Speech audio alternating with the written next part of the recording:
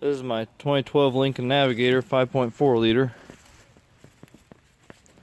We had a loud noise coming from the motor, a lot of rattling, and my brother came over and showed me that this idler pulley's bad right here on the tensioner.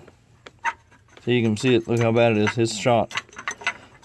So what I did, I took the air filter off so I'd have plenty of room to get to everything. And then all you have to do is put your ratchet in the idler right here, in the tensioner, sorry, and you push it down, take the belt off the alternator so you got slack, and then there's 3 bolts right here. You just have to undo those 3 bolts, take that off. The pulley's like $22 at the auto parts store, and there's a bolt on the back side. Once I take these 3 off, all you have to do is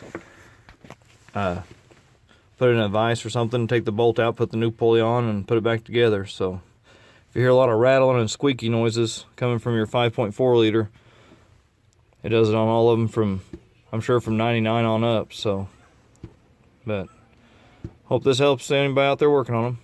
Thanks for watching.